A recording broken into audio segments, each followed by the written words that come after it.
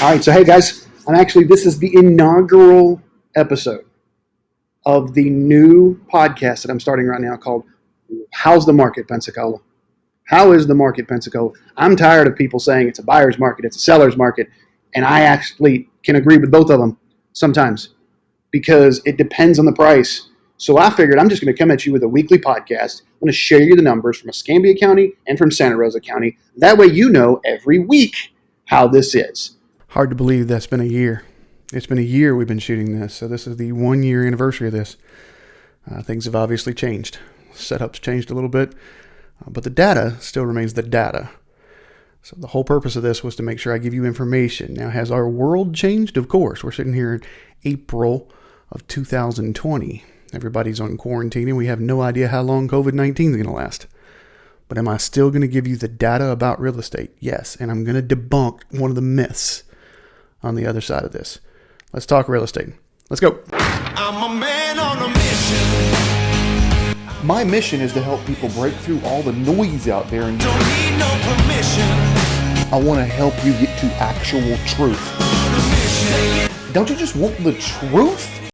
Okay, so yesterday I put this slide up. I always start with a different slide, but yesterday I actually saw a home appreciation adjustment as a result of the pandemic. The reason I want to bring this up is because I've had people call me this week saying, hey, we're getting ready for the home depreciations to happen.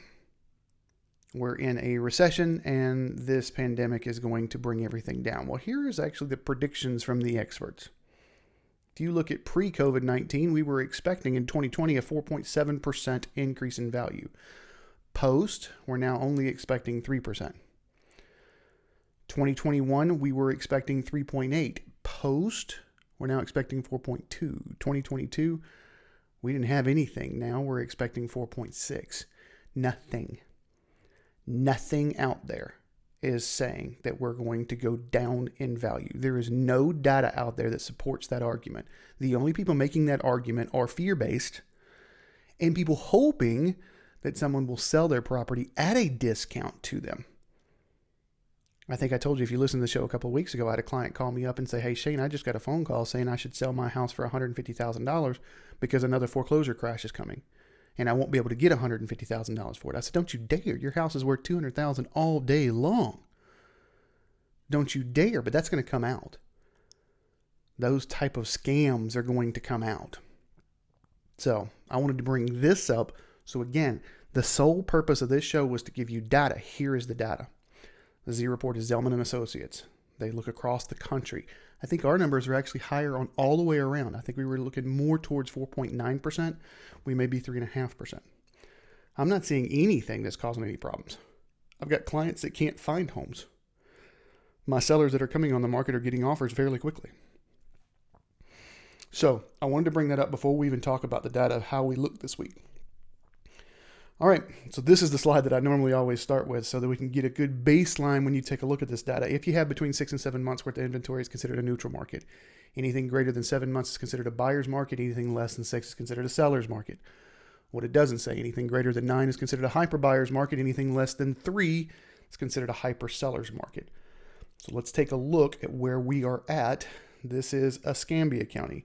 Again, everything under $500,000. For those of you who have not seen the show yet, over here is our list price. Over here is our month's inventory. Everything under $250,000, hyper seller's market. Everything under $500,000 is a seller's market. Between $500,000 and below is still considered a seller's market. 5 to 550, buyers almost the definition of a hyper buyer's market. So there's that pocket. You've heard me talk about this week in and week out. If your property is worth $500,000, you're either in a seller's, almost hyper sellers, or a buyer's, almost hyper buyers. Depends on how you market it. As a buyer, you can make offers differently there. As a seller, you must adjust. That's why I put these numbers out there. Between 550 and 600 is a year's inventory. That is a hyper buyer's market. Your marketing better be different, especially here amongst COVID-19. Do you have a digital walkthrough? If you don't have a digital walkthrough, what are you doing? How are you marketing? Have we got agents and safety protocols set up to where if someone wants to walk through it via FaceTime, how's that set? And that could be for any of these price points. How is that set? But a 550 to 600 is a hyper buyer's market. 600 to 650 is a seller's market, almost a hyper seller's market. We do not have much inventory there. So we've got 10 active with 2 under contract. One of the reasons the 2 below or less is there's none under contract. There's none pending in those price points. 650 to 700, buyer's market, and your luxury in Escambia County, everything 700,000 plus, is a hyper buyer's market, 13.3 months worth of inventory. I've got some properties that are listed right now. Matter of fact, I'm working a deal right now. It may be doing some trades, which is normal. Once you start getting into luxuries, there's trades that come to the table. Meaning I'll give you this plus cash. It's no different than if you played Monopoly as a kid. Hey, listen, I'll give you these 3, plus I'll give you $400 in cash as long as you give me Boardwalk or whatever, right? It's the same thing. Let's take a look at Santa Rosa County and see if we still have the inventory crisis, and we do, except for this 4 to 450, which I still think is a blip in the data. All right, I think this blip in the data, calling it a neutral market, is wrong because they're saying original list price $15 million. Well, that would definitely be out of the 4 to 450 range. So I think there is a little blip here, but it's saying that's a neutral market. If we look really, if I call that blip a blip, it says that we've bumped up, because if you've noticed ever since Halloween, I've been saying everything in Santa Rosa County is under $500,000 is a hyper seller's market. Now it's everything under 550. And that same price point, look at this, 550 itself is 2.3 months if you go to 5 to 550, but it's 9.2 if you go 550 to 600. So the same thing I was talking about over in Escambia County. If your property's worth right at 550, you have to decide what you want to accomplish. Do we want to wait and push up into the 560, 565 range? Understand that's a buyer's market, which is fine. Some of my sellers are actually wanting to do that. That's okay. Just understand our strategies are different. So when someone says, hey, it's a seller's market, not if you're at 560, it's not. Not if you're at 560. I had someone call me, ask me a bunch of questions, and when I told them it was a buyer's market, they hung up the phone on me. They called me a liar and hung up the phone on me. It's because so much bad information is out there, just like with what's going on. What's going on with COVID-19? What's going on with coronavirus? What's going on with martial law and all the stuff that's out there right now? What's going on? If you don't have information right, you make bad decisions. That's why I'm trying to do this podcast or this show every week. 600 to 650 is still considered a buyer's market, almost a hyper buyer's market, but 650 to 700, there's not much inventory right there. So that's considered almost a hyper seller's market. So if you truly fall in that, because let me back up. I did have a couple of phone calls this week that have said, hey, I've noticed prices coming down. And I went, hey, what are we talking about? Point to me what we're talking about. And they showed me 2 properties. One started off at 290 and now has dropped down to 250. Okay. The other one started off at 310 and is now dropped down to 270. Okay. If I took a look at both of those properties, where they dropped down to is where they should have been to begin with. But what people are seeing is they're seeing that people are dropping down to what they were supposed to be at because they tried to push it too high when they first came on. If you're at 270, don't come on at 310. You're just going to do a price drop. And I can show you statistically that when you do that price drop, you're actually going to get less money than if you would have came on at the price that you should have to begin with. Because now your days on market play a factor and people want to know what's wrong, especially in today's market. What's wrong? But then the misinformation got out there. Hey, prices are coming down because these 2 properties that were overpriced to begin with and have now pulled back to where they should have been, prices are coming down. That is wrong. We are not seeing prices come down at all. I don't see any data for that whatsoever. The only data I see is a slow appreciation, not any depreciation. Have I got some distressed properties that have contacted me? Yes.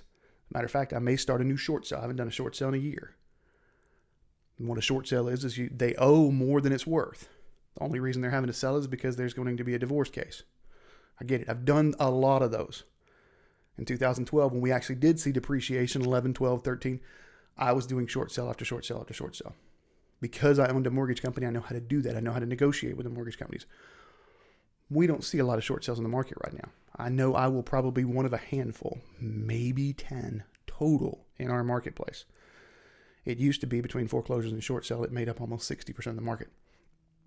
So to say 10, it's ridiculous. Do we have those? Sure. Are they few and far between? Absolutely. They are. We see no data pointing to a downturn in any of the values of the property. Getting back here, $700,000 plus your luxury in Santa Rosa County, just like in Escambia, a little over a year's worth of inventory. So there's your data for the week. Please, please, please, when it comes to real estate, if you've got questions, call me, reach out, send me a text, shoot me an email, post a comment on the video. Ask the questions. I'm here to answer data questions. What's going to happen to my exact home if I don't make the mortgage payment? That's a different question. Let's address that real quick on this show. There's a lot of people that the month of April, May, and June are not going to make their payment. The mortgage companies are saying okay with that. Now what's going to happen is in July, they're expecting all payments, all 4 payments. When you can't make that payment, they're going to work at a payment plan. Expect your payment to go up because they're going to want that money over a year. I have talked to some bankers that said they're going to take it and modify it and just put it on the end of the loan. But that's a risk. So I get some of the information. Some people are saying, hey, I'm just putting capital away right now. I'm going to save it so I can make that payment. Okay, that's fine. But I want to make sure that we have more information about COVID-19 and what's going to happen before I start using capital. I get that. That's smart. What I don't get is somebody saying, hey, I don't have it. Let's push it off 90 days. And then thinking that they're not going to have a higher payment at the end of 90 days. That's almost like doing one of those arms back in 2006, where you did a 2-year arm and then it adjusts. It will adjust. So pay attention to that. Make smart decisions. If you want to talk to me about that, give me a shout. Let me know. All right. Well, that's all I got for you this week. If you have not liked the Facebook page, get over to facebook.com. Whoa. Well, that hole just happened. Facebook.com/Shane Willis, the realtor. Also, if you have not liked the YouTube channel, I am asking everybody to subscribe to the YouTube channel right now. I am so close to being able to get over 1,000 followers, and that actually helps me out a little bit. So go on YouTube, search How's the Market Pensacola. You'll find it and hit subscribe. Hit subscribe. That will actually help me out quite a bit because as soon as I get over 1,000, I can do different things with YouTube. And so I'm trying to get there. I think we're at like 923. So we're really, really, really close. Anyways, that's what I got for you. Stay safe this week. Have a good one. I'm a man on a mission. My mission is to help people break through all the noise out there and Don't need no permission. I want to help you get to actual truth. On a mission. Don't you just want the truth?